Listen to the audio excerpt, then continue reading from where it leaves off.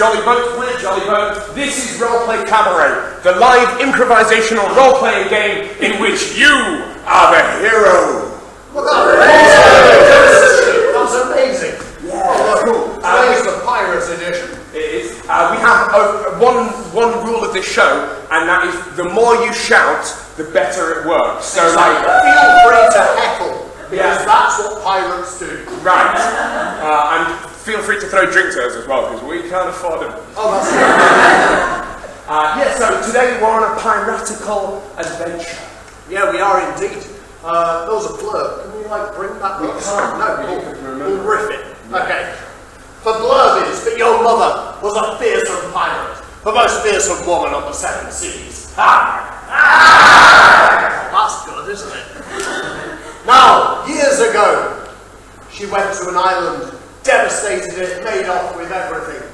But it's rumoured that her treasure is buried there. And not only is it a treasure of fabulous wealth, but it's also your family inheritance and contains cute little pictures of your childhood. You spent your life hunting for this treasure, going from island to island, trying to find any trace of the location. The map. Trying to find a map. You're trying to find a map. You got the map now. Nailed it. Now you are washing up onto those sandy shores with a plan. No. Who are you?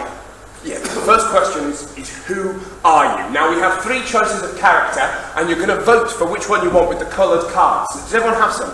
Yeah. Does everyone not have coloured cards? That's a better question. Okay, I've got, they're a little sweaty. Yours are two-tone. 3 more sets. But because I didn't go back to the power shop, I've asked a few sets that don't have a red card. Welcome to democracy, guys. Just like modern politics. You can share a set without one of the cards. Yeah, there you go. Got a lot of choices, but not really. So, there are 3 characters, and we have the wonderful Mr. Jonah Faisal. Faisal? However you like it. Faisal. That's how I like to pronounce That's it. how you like it. We have the wonderful Mr. Jonah Faisal name these 3 characters for us. So, your character choices are... Number 1 on the red card is Booby Jane McBangbang. This is her here. Yeah. Number 2 on the yellow card is Abercrombius C.K. Fitch, best dressed pirate on the seas. And number 3 on the blue card, Bridget Homestores. And I think she's so named because she's wearing a curtain. Yeah, she also stole IKEA furniture from the Wales. I love as well, I've made a very deliberate attempt to have 2 strong female characters, and one of them's named Booby. So, yeah, votes now please, some people are already eager on it. Oh, cool.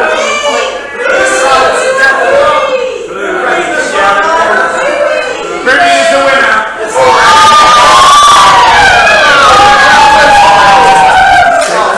You are Booby Jane McBangbang. It's not misogynistic, everyone agrees it's not. It's true, yeah, right, we're all complicit now, guys.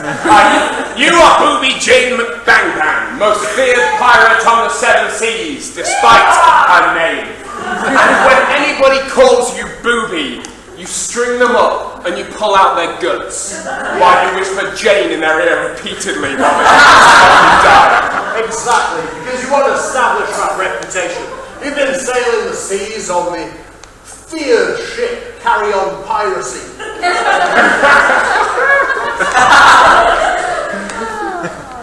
Making sure that everyone knows you are the most terrifying thing since your mother passed away at your own hand. Your mother, they knew her as the matron. And she was great. It was funny back then. Yeah. So, Booby, Jane, you have a plan. A plan to get your family treasure. Exactly. As you wash up onto these sandy shores, what are you going to do? Before we find out about that. Oh right, sorry, I thought that comes first. Yeah. Let's do the interactive bits off paper bit. Nice. Sweet. We asked you questions when you came in, and we picked some answers to these questions. These are going to build out the world in which Boo Jane lives. Boo Jane. Question 1. What was on the island before your mother ransacked it years ago? Alright, for Right, I had a difficult time with this one, so I have chosen a lifetime supply of wagon wheels. That's a good answer. Well done. Who wouldn't choose that? That's amazing. With jam? Huh? Jammy ones, just the plain ones. Oh, both. Oh, and there were chocolate ones, those as well. Yeah. Some say gold wagon wheels Exactly. are in there. Doubloons, as they're also known. Yeah. So, there was a lifetime supply of wagon wheels, or was, somewhere on the island, but I also had to give an honourable mention to the two separate people who both wrote Alcoholic Monkeys. I need to know if you were working together on that. Was that a joint Almost effort? certainly not, no. No, just coincidental. Great, so the island is overrun with alcoholic monkeys and a treasure trove of mostly cherry wagon wheels. Yeah, exactly. Question 2. What terrible deeds is your rival famous for? Well, your rival is famous for stealing people's dogs.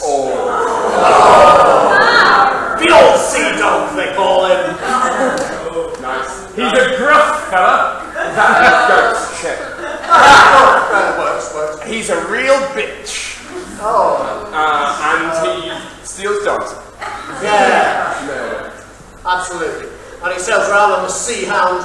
His whole crew is stolen dogs, press ganged into slavery as pirates. They hook their claws into the ropes as they swing aboard. And you might not know this, but dogs are surprisingly good fighters. You probably do know this, because they're largely domesticated to kill things.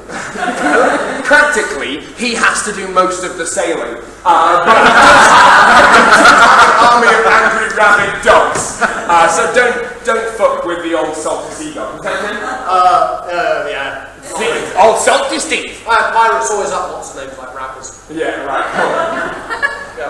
Big Wayne is his name. And the final question: what kind of people make surprisingly good pirates? Well, the answer to this, in case you didn't know, is zookeepers. Many times I've been to London Zoo and come back with nothing. Exactly, they steal everything you've got. Needing a crew in a hurry. Well, zookeepers have to be excellent at tying knots. Otherwise, like elephants and stuff just break loose. And yeah, we'll just leave it there.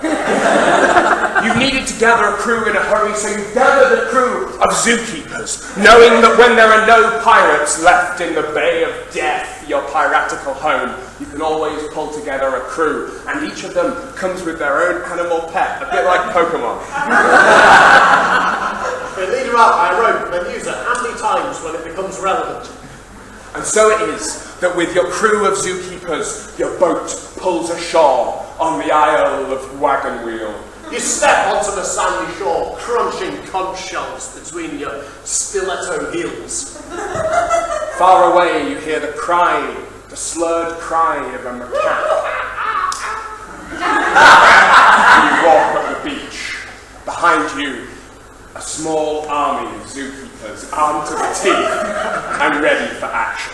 A bizarre array of footprints runs up the beach as they each tow their animals, but you follow the prior footprints of dogs.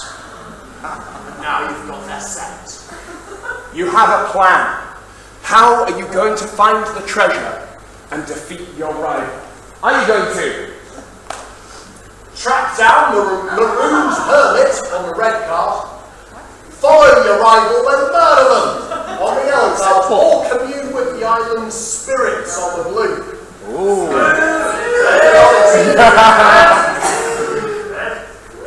Wow, this is... There's a landslide victory. Alright. Now, as you set out to find the island's spirits, you hear whisperings in the woods. It sounds like small, high-pitched voices saying, "Oh, bro, I was so wankered last night."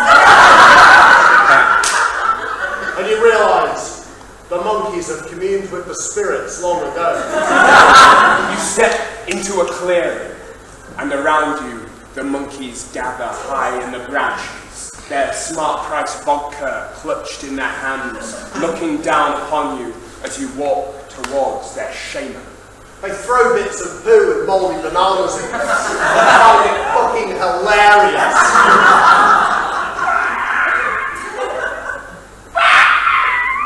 The shaman, an old wizened monkey, war paint white on his face, his lines stretching into his ears that are half eaten off. Was that grammatical? Even the whole sentence was. Yes! Yeah! He's holding a twisty totem pole of sorts. I mean, to be honest, it's a bit of driftwood with tinfoil on top. They're monkeys. You've brought a gift for the shaman. You've come prepared in this plan, and you reach into your bag and take out An Kit Kat. a Kit Kat orange. They're rare. They were only in the shops for a limited edition. Yeah. And these monkeys thrive on limited edition sweets and confectionery. But they're sick of wagon wheels. Yeah, they had all the chocolate wagon wheels a long time ago. And as he sees it, his eyes light up. The shaman is not only drunk, he's stoned and he's got the munchies. You move the wagon wheel tantalizingly from his grasp. First, information. He's a fucking monkey. You didn't really plan ahead with this one, did you? Didn't think this through. Oh yeah, of course, Gerard. Giraffes, great, okay, cool. Okay. So, two words. First word. Oh, are we answering how I get to the track? Okay, first word, sorry. Oh, one syllable. Okay. Run, ham. Run. Two words. Two syllables.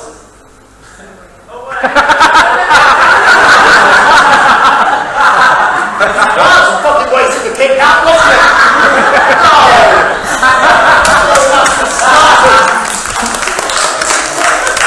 The monkeys vanish into the branches around you, and you turn to see which way the wizened old shaman was pointing. There, into the bushes, towards the volcano at the centre of the island. Were you going that way anyway? Yeah. Now, you know your rival's ahead of you. You've got limited time to get to the treasure trove before he does.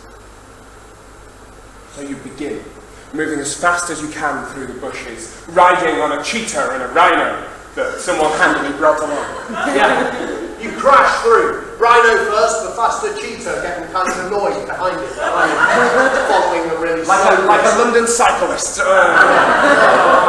Come on. As you travel, night falls. It takes back bloody time to crash through the jungle. And as night falls on Friday the 6th of November. The auspicious date. Fireworks shoot into the air and explode in the night sky, looking beautiful above this jungle treasure island. Now you might think, how the fuck is this relevant? And I'll tell you how it's relevant, the Arties. Because when the fireworks go off, dogs go fucking mental. For a long time, old salty little Wayne has known the ways to drive his dogs into a rabid fury, and now he's winding them up, sending them out against you. You only have so much time. You stumble through the bushes, but then, which of these do you encounter? On the red card, a chest of uncursed gold.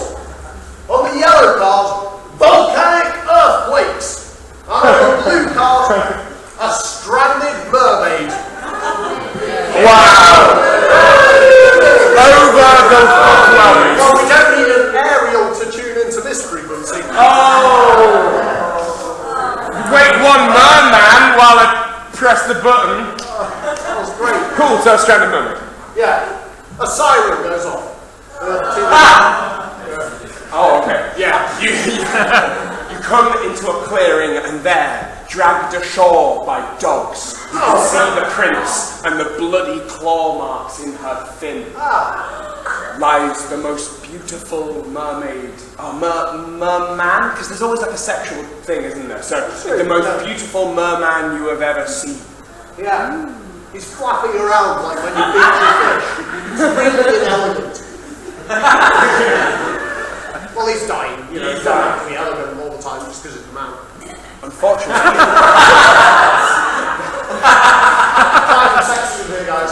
There's only so much time. Sure, you could drag him back to the sea. You could send some of your zookeepers to drag him back to the sea, but that would leave you with fewer helpers. Less.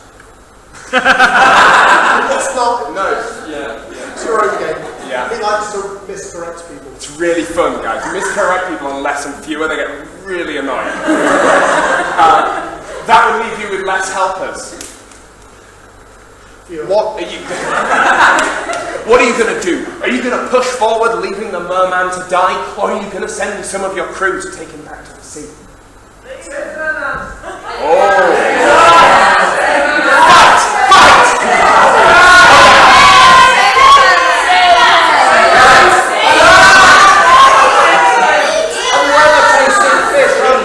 Together, it's fantastic. Yeah. But on the other hand, I mean, you can say them and then they didn't like it, you know what I'm saying? wisdom and diversity versus food. I think the overall move was towards saving. That's what I'm going to judge it as. So, you send your crew. Alright. Eat him on the way back. You can eat him on the way back, right out in the sea. You lean down, tenderly touching his plump, muscular, full of meat thigh. Can we stop objectifying the merman? No. Rubbing him gently on the tight pectoral muscle. He raises one eyebrow as if he kind of likes it. And then you get some of your crew to take him back to the boat. Yeah. Oh, there you go. Yeah. No wisdom. But now, with only your most trusted crew member beside you, the head of lion keeping, Donnie. You and Donnie push forward through the bushes. Donnie's lion prowls ahead, growling as it scents the smell of dogs. You push towards the central volcano of the island where you can hear the dogs barking. You know they'll be close to where the treasure's found, and you go as fast as you can towards that. They're starting to close in on you. You can hear them coming closer through the bushes. And you spy something that's going to help you. Which of these is going to help you defeat the dogs? Pirate hunters, a gossiping parrot, or a cannon trap? Wow! You guys are really like homogenous. Very unanimous. Yeah. Gossiping parrot. Given that the other two were really good in a fight. Useless shit. To watch us swerve like a beach merman. They don't call you booby for nothing. You are clever. Unlike a boob. Oh, nice. Yeah. You clutch from a nearby tree a tender parrot, kissing it gently on the beak in order to calm it. And you whisper into its little parroty ear, "Treats. I've got some treats for you." Doing your best impression of old Jack and talks like that. It's going to come back later. I've got some treats for you, pooches. Who's old Jack? You know, he's always got a different name. He's always bad guy. Oh, sorry, the seagull. Yeah. Yeah. I've got some treats for you. And you send the parrot flying in the other direction. I'm really amazed that people weren't all one step ahead of me there. I was like, get to the end of the sentence, you're patronising me. And as he goes, he treats for you. And the dogs, you hear them turning away, giving you and Donnie, good old Donnie, trustworthy Donnie, who if he were to die, you would be heartbroken. Best friend. It's been with you all this story, guys. Remember when we built up the character earlier? Remember Donnie? What a guy. You and Donnie riding on the back of his lion, champion, Good old champion. He's been there through thick and thin, that lion, and if he were to die, you would be heartbroken. So much emotional import in the story. You and Donnie and Champion go charging towards the volcano. And soon, you find yourself at its base, where there's an old temple made of stone. Do it. What am I doing? Describing the Temple of Stone. Oh, cool. Well, it's your classic temple.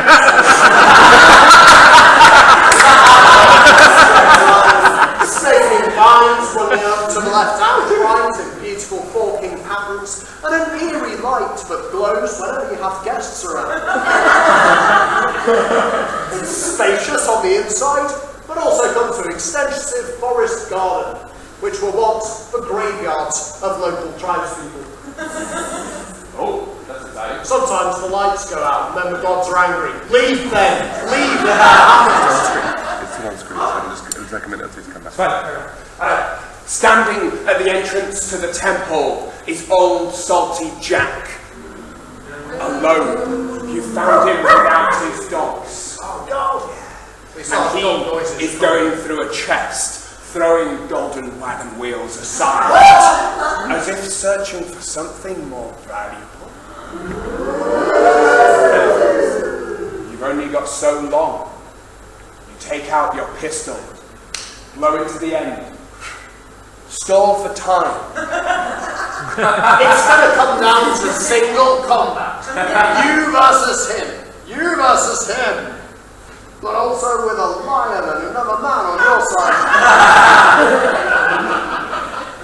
Unfortunately, as you step forward, knowing you've got him outnumbered, he sees you, he clicks his fingers, and as if by magic, the projector comes back to life!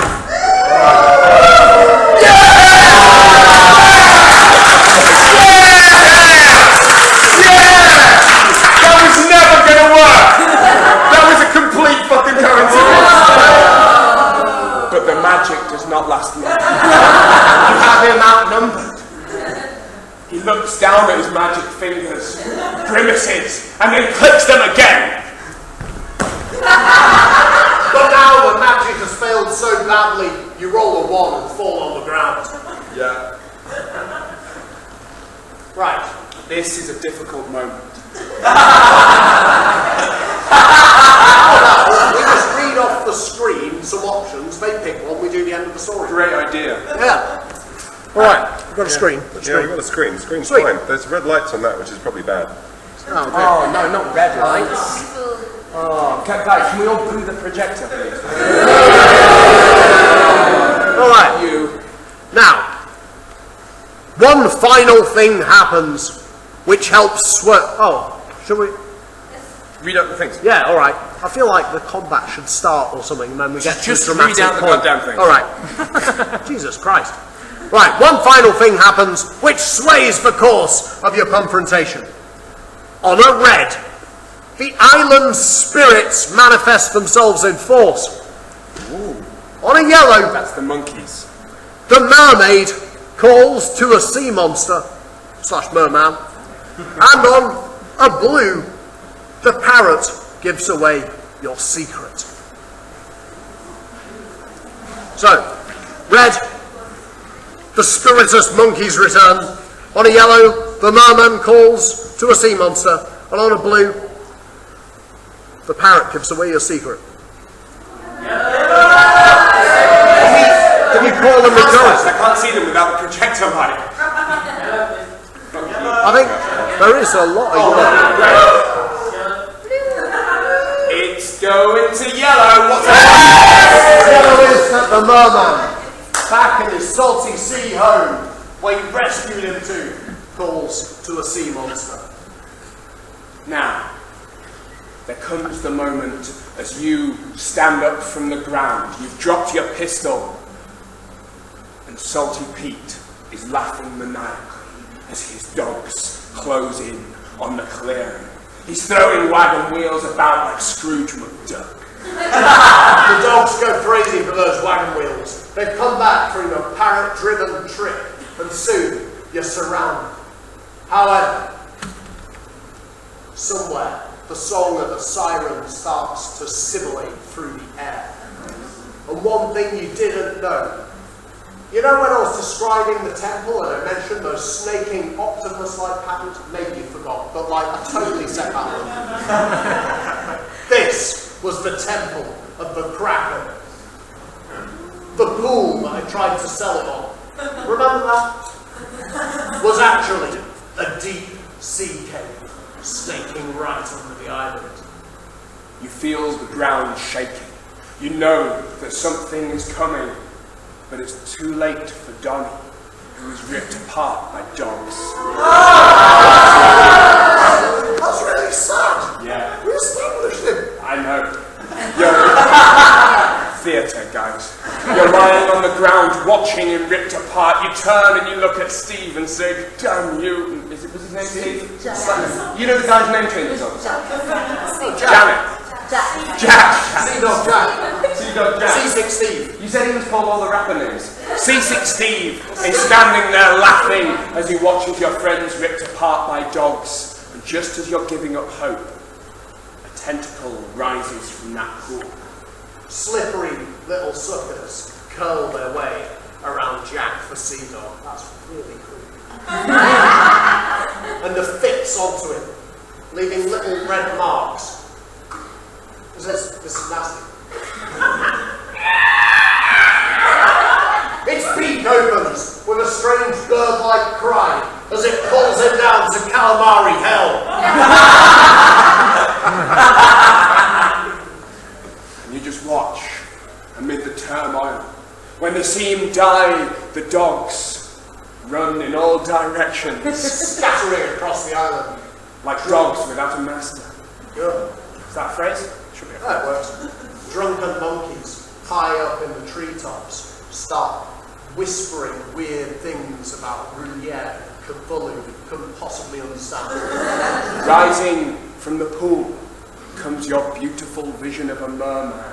His muscles rippling, his tail fins looking as good as new. He's riding on top of a clam that's riding on a crab that's riding on an octopus. He looks pretty damn majestic. That's awesome. You saved me once, Jane, he says. Oh! The only person to ever call you Jane. Call your parents, right? Well, it's your name, it's your legal name. Just call me Jane. And I have paid you the honor back.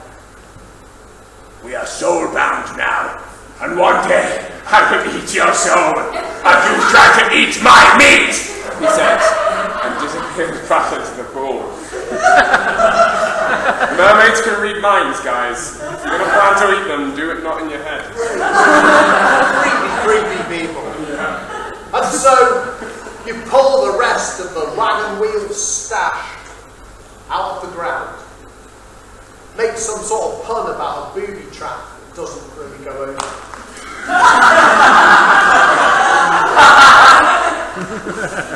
And reach inside. At the bottom, you find what Jack the salty sea dog was searching for. Pull it out and hold it into the light, something you recognise from your childhood. Something that means a lot to you. It's a photograph of you, your mother, your father. Holy shit! He was your father! Just imagine how dramatic that would have been if it happened just after he cut off your hand. Pretty dramatic. Yeah. Well, you could have got a hook out of it. Yeah. So, you pick yourself up, take your pistol back, walk away from the clearing, giving Tommy a decent burial on the way, and ride the lion back to the shore.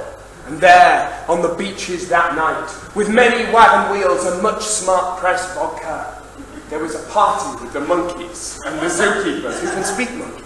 Oh, that makes total sense. And then you hop back in your Jollyboat.